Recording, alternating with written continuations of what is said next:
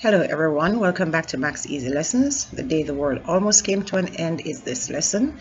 It is getting closer to the final exit exams, and I hope you are learning from every angle and any angle that you can. If you're new to my channel, please hit the subscribe button, hit the red button below so that you will get the rest of the notes and information that will help you to do the exam in another couple of weeks.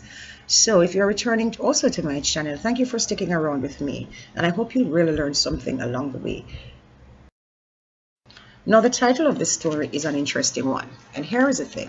The unusual title leads one to expect a sort of science fiction thriller, but the word almost tells you that this devastation that is expected with the world coming to an end may not happen, because it says almost, so more than likely it doesn't happen. In fact, this story is about one of the frequent doomsday prophecy, the apocalypse, the end of the world theory, all that we grew up on learning about how the world will come to an end by a specific time. Now, this would have had an effect on children who often become scared, because I remember when I was a child and I was told that the world would come to an end. To be honest with you, I didn't think I would be around still to see the world continuing. But Pearl Crayton writes a very interesting story here, and let's get into it. Let's get into the setting. The setting is important. The narrator, who is the first person narrator here, the narrator lives in 1936. It's a 12-year-old we're talking about, who lives on a plantation in the state of Louisiana. Her father works in the cornfields, and he is also a deacon in the church. Now, the church stood and religion stood at the center of the Black lives at that time. The account that we're given here in this story is filled with light-hearted, irreverent comments from the mischievous little girl who is a regular church-going sinner. And some of us will be able to relate to that, right?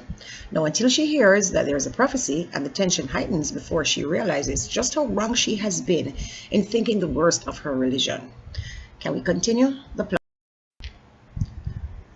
Now, here's a brief look at what the story is about. If you haven't read this short story in its entirety, here is a very good overview, I believe, of what the plot is. Pearl Crayton, who is the writer of the short story, lets her adult narrator look back on an incident when she was 12 years old.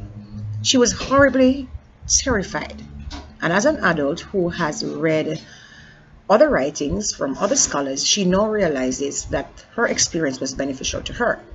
Now, this person, the adult person, gives the picture of the laborers' quarters in the 1930s Louisiana plantation, where a fundamentalist religion was dominant, but this was also resisted by the deacon's daughter. Now, isn't that ironic that the daughter of a religious leader in a church was unwilling to give her up her delicious sins that the curiosity of her childhood allowed her to investigate?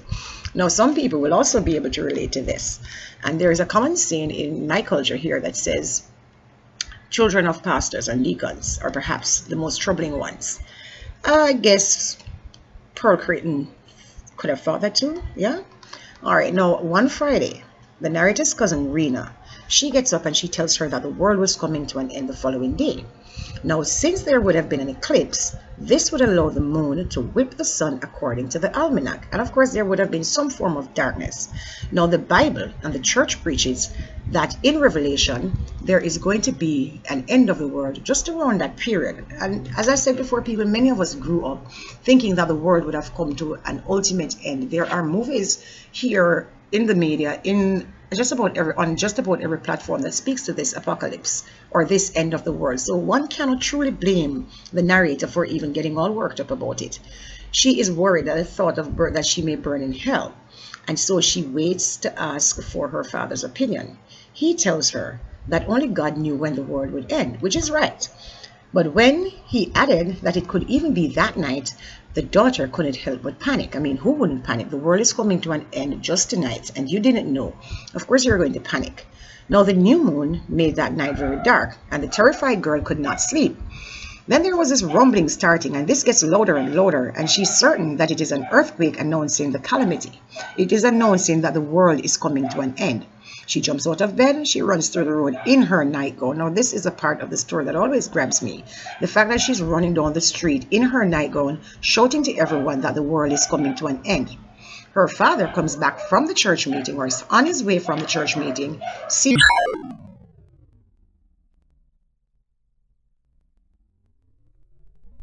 her, hugs her, and calms her down.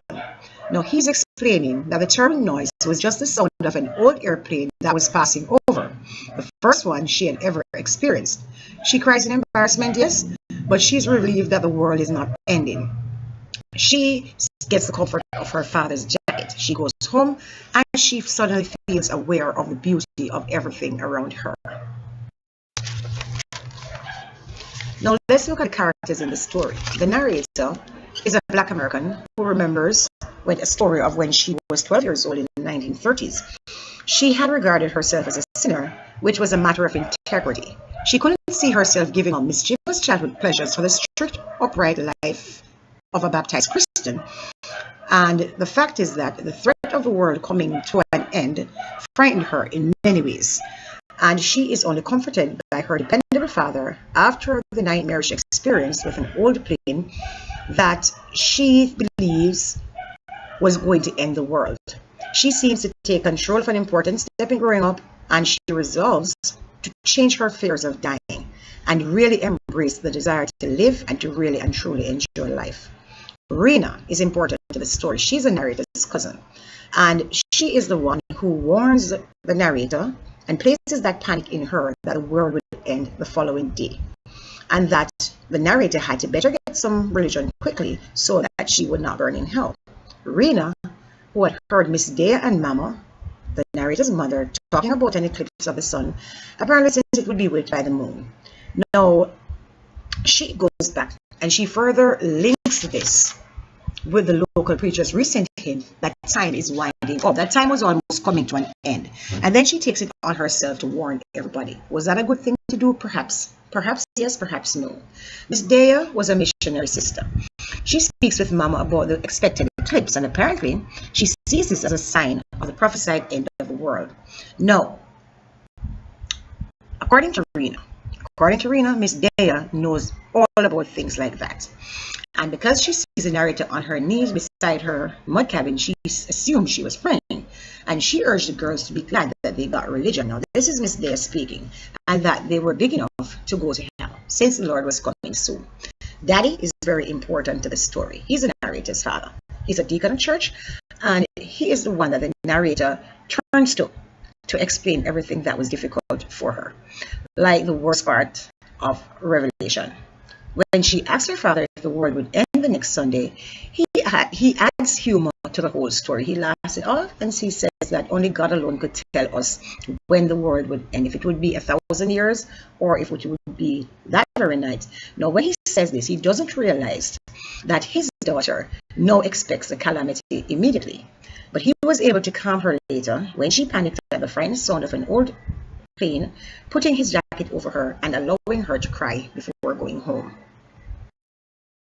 Now, the themes in the story, they vary, and your teachers may tell you different themes, but here are just some that you can look at. There's innocence, there's freedom, there's fear, there's religion, insecurity, connection, and independence. Now, other themes in the short story may come under the names of superstition, rumors, and gullibility growing up, misunderstanding, parent-child relationships, compensations for fear. The list is not limited, and some teachers will call it by different names, but the bottom line, though, is that as long as you find the theme and you can explain your theme based on the content of the story, then you should be just great. Point of view is the first-person narration.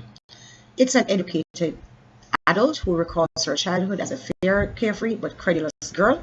She grows up on a plantation in Louisiana, and she tells of the events that led her to appreciate the gift of life and to make a promise to herself to enjoy it. She shares her defiant adolescence, thoughts about religious influence around her, her fears and uncertainty about the doomsday prophecy, and the revelation she found in her belief that the world really had not ended at all. The end of the story is very interesting, as the narrator appears to be reconnected with her world. She sees everything around her as being beautiful. Any fear that the narrator had is now gone, because her father reassures her.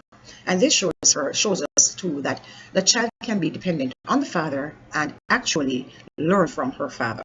It is possible that Crayton is suggesting that children should be allowed to live their lives as freely as possible without the influence of negative church teachings, and therefore these children will be able to make their own informed choices.